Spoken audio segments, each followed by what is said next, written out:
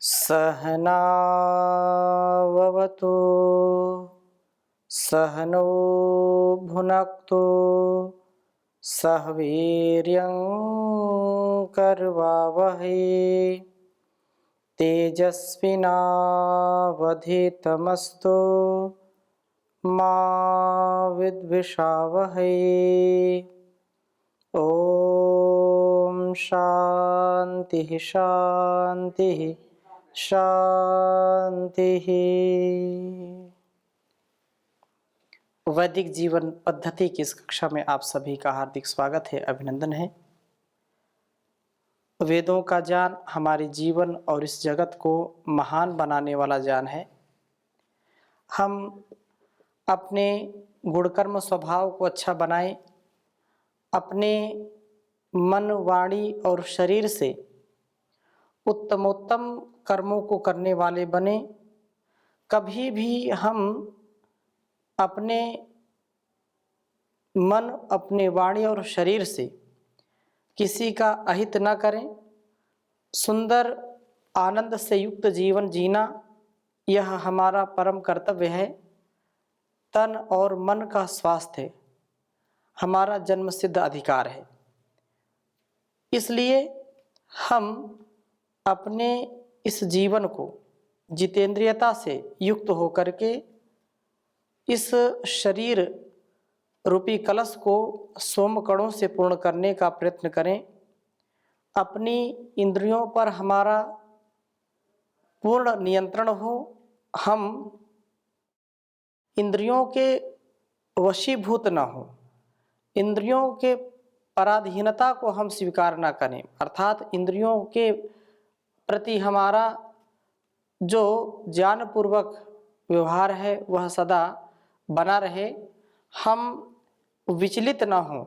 हम इंद्रियों के आकर्षण, जो विषयों का आकर्षण इंद्रियों को आकर्षित करता है, और हम उसके पीछे लग जाते हैं, जिससे हमको बड़ी हानि उठानी पड़ती है, हानि सहन करनी पड़ती है।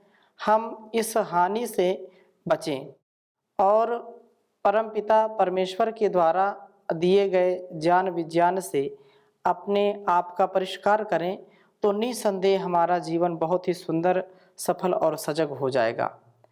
ऋग्वेद के तृतीय मंडल का हम स्वाध्याय कर रहे हैं। आज हम तृतीय मंडल के 32वें सूक्त के 15वें मंत्र का स्वाध्याय करेंगे और बहुत ही सुंदर चर्चा की है।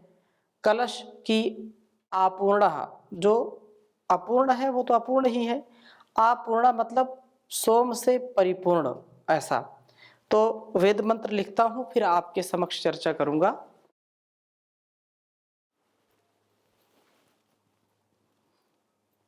अपूर्णो अस्य कलशः। ओम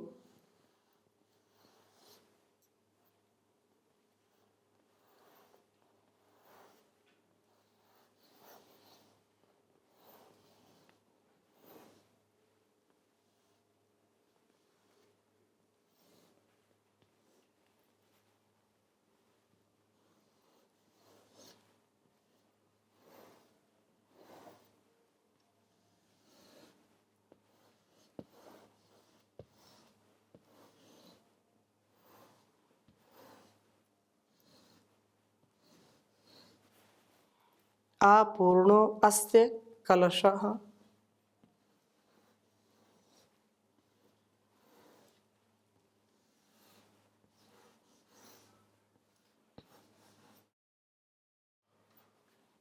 अस्य कलशः।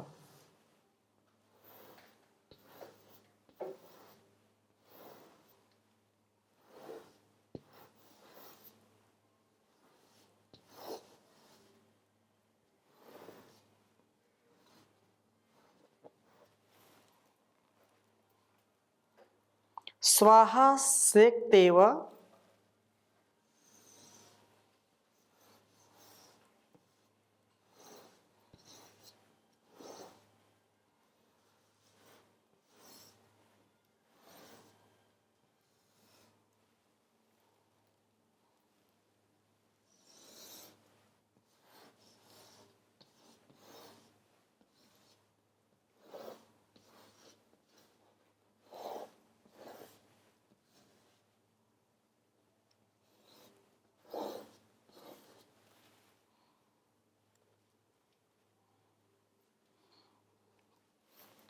कोशम शीथ से पिबध्यई।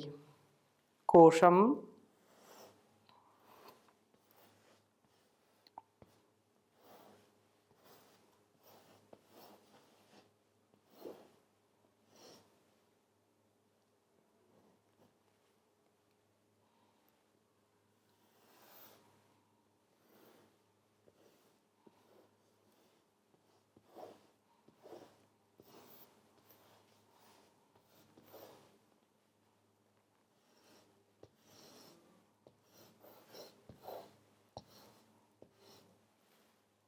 कोशम सी शुचे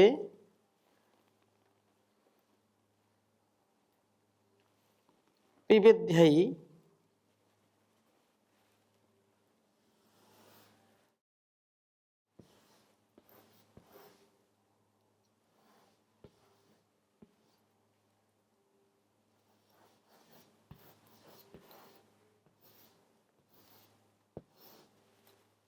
पिबध्यई समुप्रिया आवत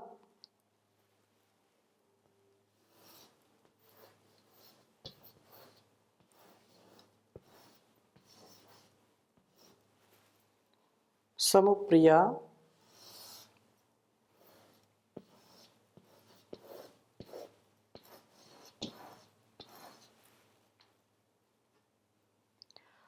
आववृत्रन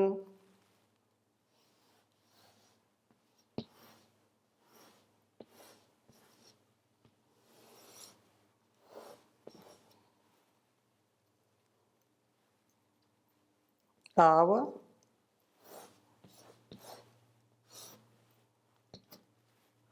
वृत्रन।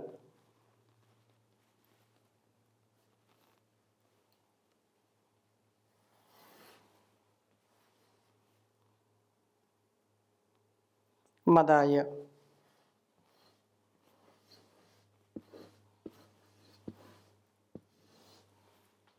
वृत्रन मदाय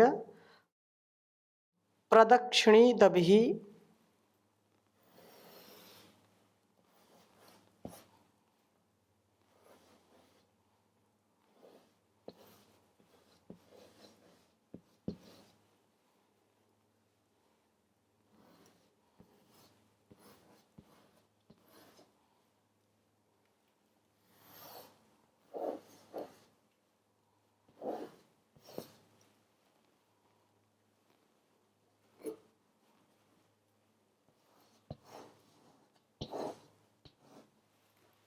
प्रदक्षिणी दभी सोमास इंद्र।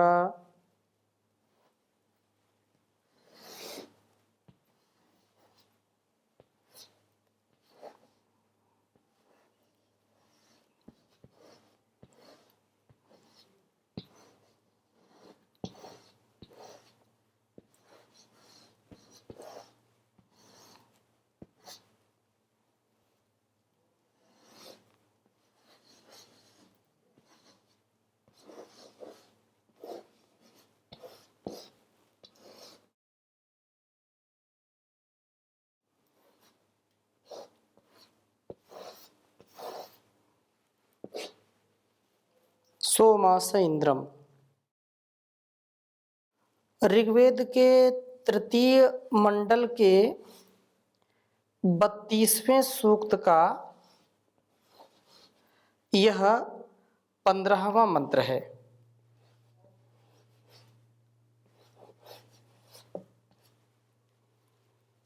ओम आपूर्णो अस्य कलशः स्वाहा सेक्तेव कोशम शिशिचे पिबध्यई समुप्रिया आववृत्तन्मदाय प्रदक्षिणदभि सोमास इंद्रम। ओम आपूर्णो अस्य कलशः स्वाहा सेक्तेव कोशम शिशिचे पिबध्यई समुप्रिया आववृत्तन्मदाय प्रदक्षिणदभि सोमास इंद्रम।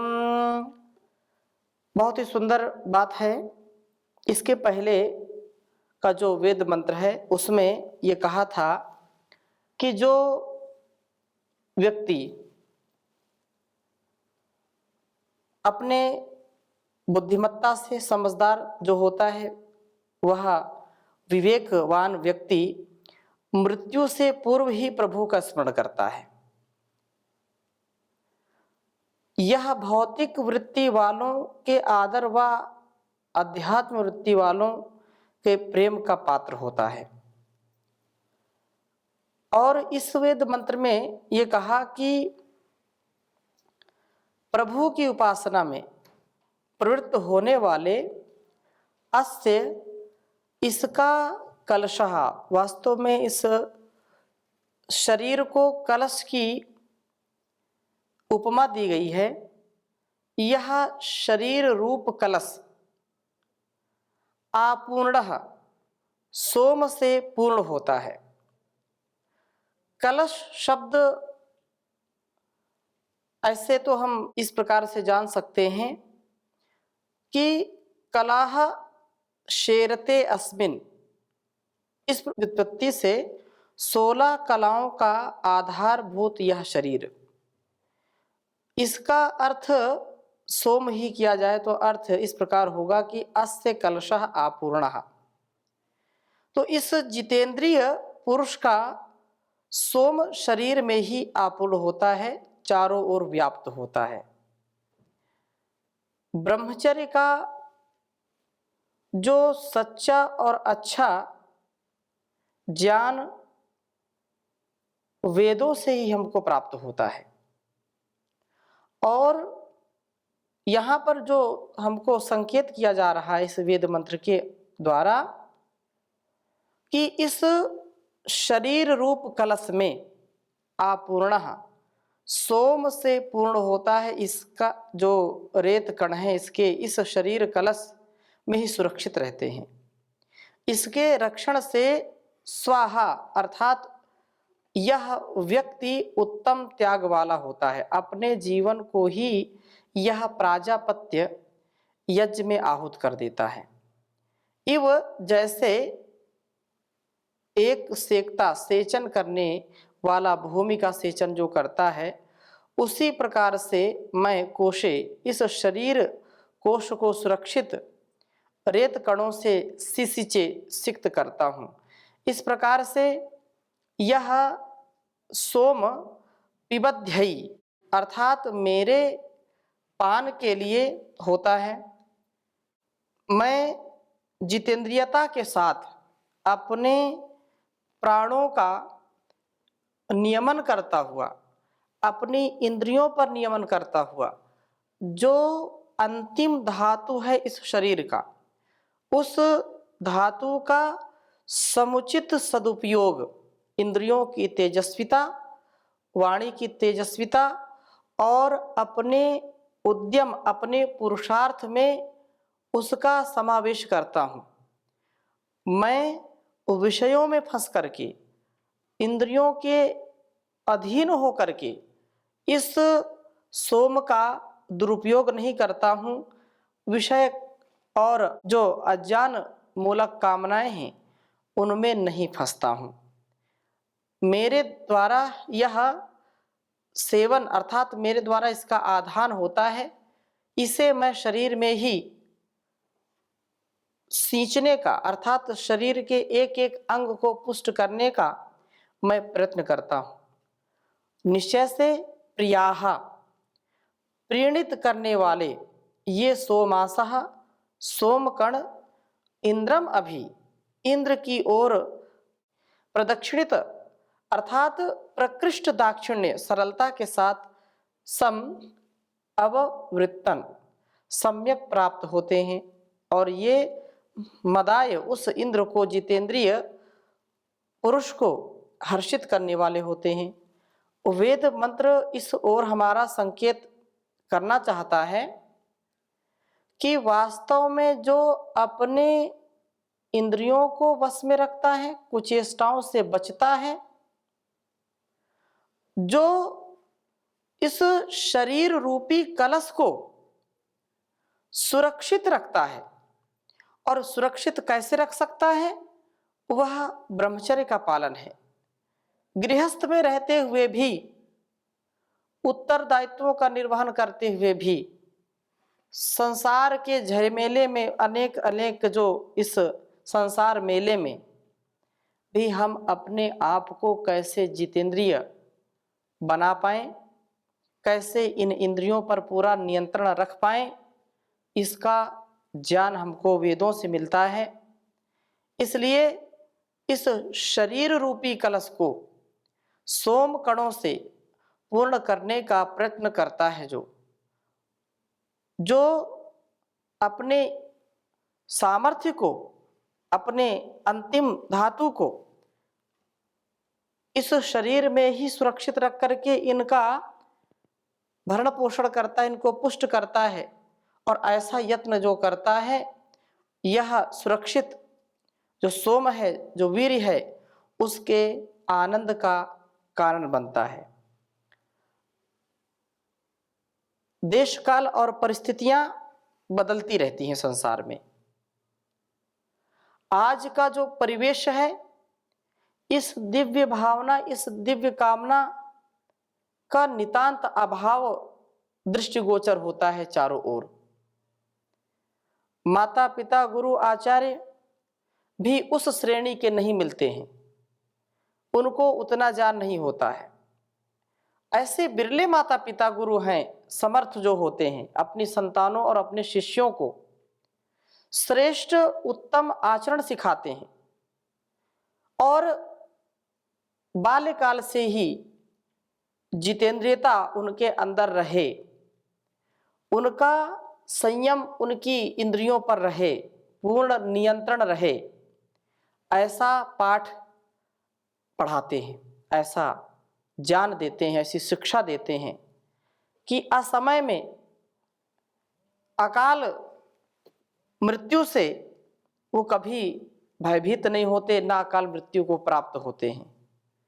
क्योंकि जो ब्रह्मचर्य का पालन करता है और उस अंतिम धातु से, उस सोम से, जो सोम पान करता है, सोमपाई है, जो उनके शरीर और उनके मन अत्यंत निर्मल, अत्यंत बलशाली, अत्यंत क्रियाशील और दूसरों का सदा सर्वदा हित करने वाले होते हैं। अहित से बचते हैं और दूसरों को भी बचाते हैं। इसलिए इस शरीर को इस प्रकार से कलश कहा है, क्योंकि इसमें 16 कलाओं शेरते अस्मिन कलाहा, इस शरीर में कलाओं का आधान होता है और 16 कलाओं से युक्त मनुष्य निसंदेह स्वयं का कल्याण करता ही करता है, संसार का भी अत्यंत कल्याण करने वाला होता है, सदा आगे बढ़ने वाला होता है। और जो इंद्रिय जित नहीं होता है, इंद्रियों में जिनका वश नहीं चलता है, वे बहुत ही कमजोर हो जाते हैं, शरीर से भी कमजोर, मन से भी कमजोर और आत्मा से भी कमजोर। आत्मबल उनका कम होता है, उत्साह कम होता है। फलस्वरूप अनेक प्रकार के रोग, अनेक प्रकार के दोष से युक्त जीवन जीने का उनका जो विवशता है, उनकी जो मजबूरी है, उसको व्यक्त नहीं कर पाते हैं। एक एक अंग धीरे धीरे क्षीण होता चला जाता है और कालांतर में अकाल मृत्यु को प्राप्त हो जाते हैं, पूरा जीवन भी ठीक नहीं जी पाते हैं। इसलिए हम स्वयं जितेंद्रिय बने, इंद्रियों पर स्वयं शासन करने वाले बने। इंद्रियों को कभी भी, क्योंकि इंद्रियां तो बहिर्मुख है और बहिर्मुख इंद्रियां हमारी जब किसी विषय का आलंबन पाती हैं तो वहाँ पर वो ठहर नहीं पाती, रुक नहीं पाती और मन भी उन्हीं के साथ हो जाता है। जब मन भी उन्हीं के साथ हो गया तो फिर अनिष्ट होने से कोई बचा नहीं सकता। जैसे इंद्रियां घोड़े के समान है, घोड़े सरपट भाग रहे हैं, कोई नियंत्रण नहीं है और मन लगाम बिल्कुल ढीली है, उन्हीं के साथ वो भी हो लिए, तो बुद्धि भी कोशिश में लगा है, नहीं कर पा रहा है।